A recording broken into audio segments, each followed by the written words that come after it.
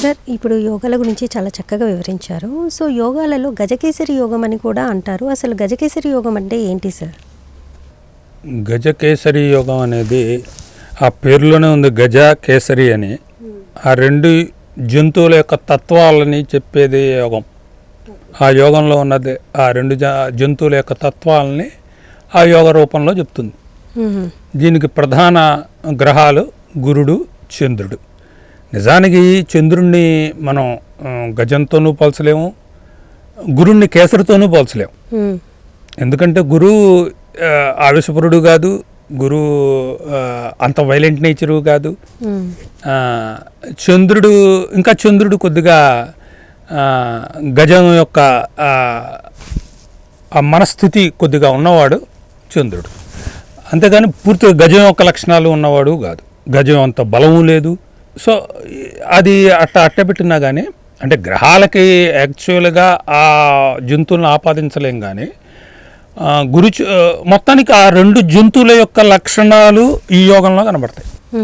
ఆ రెండు జంతువుల యొక్క లక్షణాలు ఈ యోగంలో, గురుచంద్రుల యోగంలో కనబడతాయి. ఈ గురుచంద్రులనే సెలెక్ట్ చేశారు ఆ యోగానికి అన్నట్టు. అంటే అంతటి ప్రతిభావంతమైనటువంటి యోగం ఈ గురుచంద్రుల యోగం. ఒకళ్ళకొకళ్ళు కేంద్రంలో ఉంటే ఈ యోగాన్ని మనం చెప్పుకుంటాం. గురుడికి చంద్రుడు, చంద్రుడికి గురుడు. మనకు గజకేశుడి యొక్క లక్షణం అంటే చాలా జాతకాల్లో కనిపిస్తుంది ఇది. ఎందుకంటే చంద్రుడు శీఘ్రగమనం. గురువు అంటే ఒక సంవత్సరంలో ఉంటాడు, కానీ ఒక రాశిలో చంద్రుడు పుడుక్కుమని ఒక రాశి తిరగటానికే అయిపోతుంది, ఒక నెలే ఆల్మోస్ట్. అందుకని చివరికి 12 రాసులకు వచ్చేసరికి మళ్ళీ ఆ 12 రాసులు తిరిగే లోపల 4, 7, 10 ఈ స్థానాల్లోకి వచ్చినప్పుడు మనకు కంపల్సరీ అంటే ఫర్ ఎవ్రీ 3 months ఒకసారి వచ్చేస్తుంటుంది. ఆ 3 months వచ్చేసినప్పుడు మనకు ఆ యోగం కనిపిస్తుంది. అయితే ఈ గురు గజకేసరి యొక్క యోగం యొక్క లక్షణాలు it is more protective.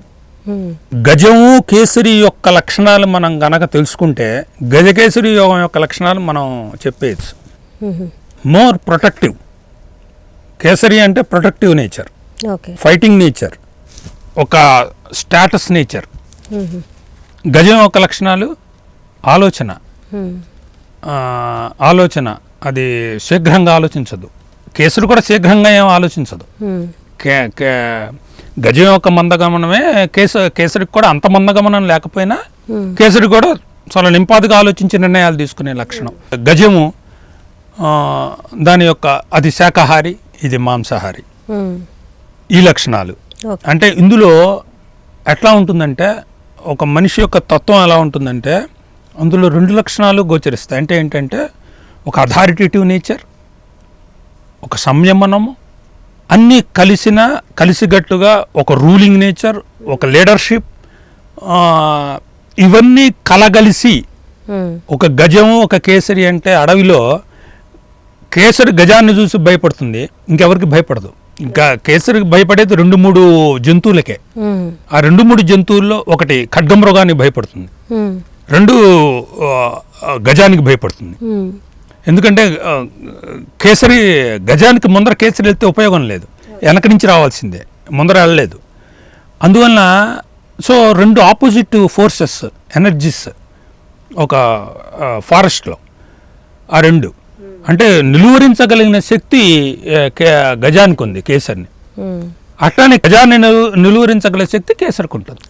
So 2 అక్కడ మంచి ఇంపార్టెంట్ ఫోర్సెస్. ఆ 2 ఫోర్సెస్ యోగంలో మిళితమై ఉంటుంది అన్నమాట ఇక్కడ. అందుకనే మనకు లీడర్షిప్ క్వాలిటీసు, మంచి ఒక లక్షణాలు. అంటే అతను ఎట్లాంటి వాడంటే ఇంకా మిగతా యోగాలు సహకరిస్తే he may be the ruler. ఒక గ్రామానికి సర్పంచ్ కావచ్చు, లేకపోతే ఓ మున్సిపాలిటీ చైర్మన్ కావచ్చు, లేకపోతే ఒక ఆర్గనైజేషన్ హెడ్ కావచ్చు. Whatever it may be, నీ leadership role first of all. First leadership role, authoritative nature, మంచి ఆలోచన దృక్పథం. ఇంకోటి ఏంటంటే తాను పట్టిన కుందేలకు 3 కాళ్ళు. ఈ యోగం యొక్క ప్రధాన లక్షణాల్లో అదొకటి. తాను పట్టిన కుందేలకు 3 కాళ్ళు. తను ఒకసారి దానికి నిర్ణయం తీసుకున్నాడంటే సూర్యచంద్రాదులు అడ్డం వచ్చినా కానీ దాని నుంచి పక్కకి వెళ్ళడు. ఓకే. అటువంటి యోగం అది. ఆ యోగం యొక్క బలాన్ని బట్టి ఈ లక్షణాలన్నీ ఎక్కువ వస్తాయి. ఓకే. అంటే ఊరికినే గురుచంద్ర కేంద్రాల్లో ఉన్నారు కదా అని యోగం రాదు. గురువు బలంగా ఉండాలి, చంద్రుడు బలంగా ఉండాలి. ఆ చంద్రుడికి పాపకర్తవ్యం ఉండకూడదు, గురుడికి పాపకర్తవ్యం ఉండకూడదు, గురుచంద్రుడి మీద ఇంకో పాపగ్రహాల యొక్క దృష్టి ఉండకూడదు, వీళ్ళ స్థితి బాగుండాలి.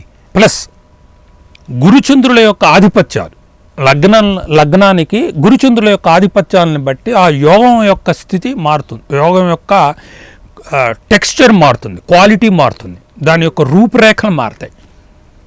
సపోజ్ గురుచంద్రులు ధనుర్లగ్నం తీసుకుందాం. గురుడు లగ్నాధిపతి, చంద్రుడు అష్టమాధిపతి.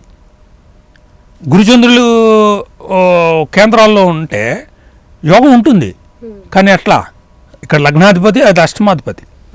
అంటే ఎటువంటి యోగం రావాలి అంటే అష్టమ సంబంధమైనటువంటి విషయాలు, లగ్న సంబంధమైనటువంటి విషయాలు, ఈ రెండు మళ్ళీ వాటిని చూస్తున్న విషయాలు, ఇవన్నీ సమ్మిళితమై గురుచండాల గజకేశ్వరి యోగంలో మిళితమయ్యి వాళ్ళ బలాబలాలని బట్టి యోగం యొక్క ఉద్ధృతి ఉంటుంది.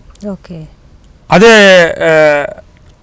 ఇంకో స్థానాల్లో అనుకోండి, ఇంకో లగ్నానికి అనుకుందాం, పోనీ కర్కాటక లగ్నానికి కొందాం. చంద్రుడు షష్టాధిపతి, భాగ్యాధిపతి. ఓకే. షష్టాధిపతి, భాగ్యాధిపతి, లగ్నాధిపతి. This is the some what better. కర్కాటక లగ్నానికి ఈ గజకేశ్వరి యోగం ఉండటం సమ్ వాట్ బెటర్. అంటే యోగాన్ని సహకరిస్తుంది. ఇటువంటివన్నీ మొత్తం అన్నీ చూసుకుంటేనే కానీ గజకేశ్వరి యోగం యొక్క ఫలితం అనేది ఎంత ఉంటుంది అనేది బేరీ చేసుకోవటానికి ఉపయోగపడుతుంది. ఊరికినే గజకేశ్వరి యోగం చాలామందికి ఉంటుంది, కానీ అందరికీ వర్తించదు. ఓకే. అందరికీ వర్తించదు. నేను చెప్పిన అథారిటేటివ్ నేచర్, తాను పట్టిన కుందేలకు 3 కాళ్ళు అనే విషయం లగ్నాధిపతి కలిసి ఉంటే ఇంకా ఎక్కువ ఉంటుంది. ఓకే. అదే లగ్నాధిపతి శుక్రుడు అయి ఉండి లగ్నంలో ఉంటే ఈజ్ అకామిడేటెడ్ నేచర్ శుక్రుడు. ఓకే. సో దాని యొక్క ఫలితం తగ్గుతుంది. కానీ ఇప్పుడు చెప్పిన లక్షణాలన్నీ గజకేశ్వరి యోగ లక్షణాలే. మంచి వెల్త్ ఇస్తాడు, అవన్నీ గజకేశ్వరి యొక్క లక్షణాలే. కానీ that depends on the other factors, whether to 100% or 50% or 40%, whatever percentage depends on the strength they have. Thank you, sir.